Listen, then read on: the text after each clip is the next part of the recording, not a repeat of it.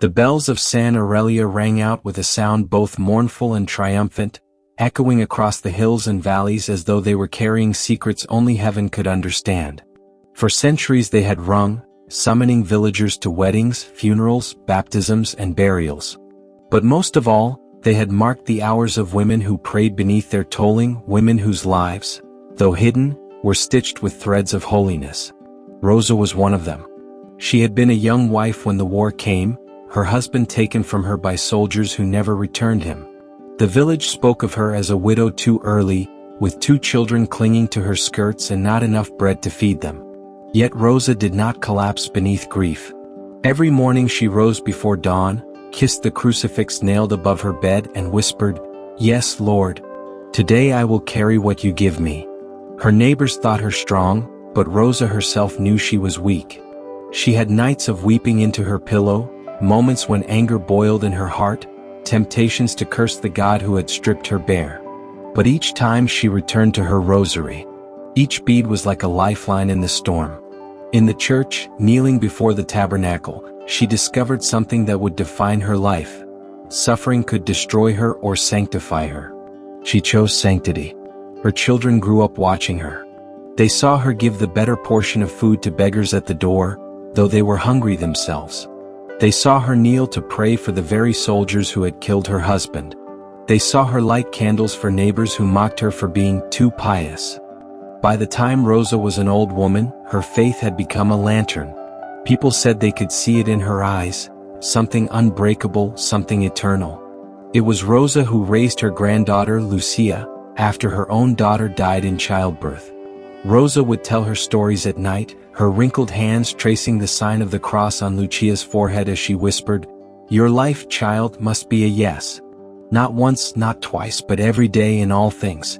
That is how a woman becomes a saint." Lucia absorbed these words like seeds pressed into soil.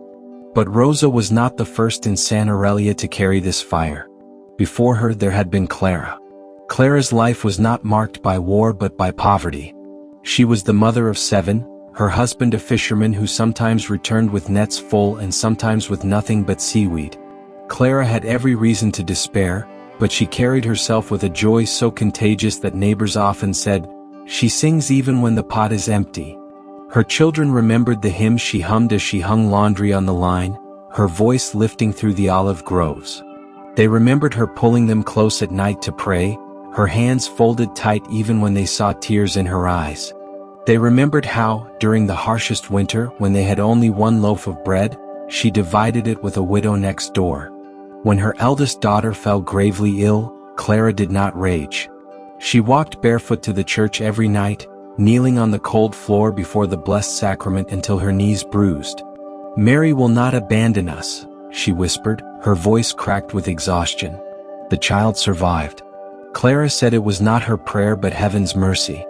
By the time Clara died, her children no longer feared the world's hardships, for they had seen in their mother that joy is not an accident but a decision.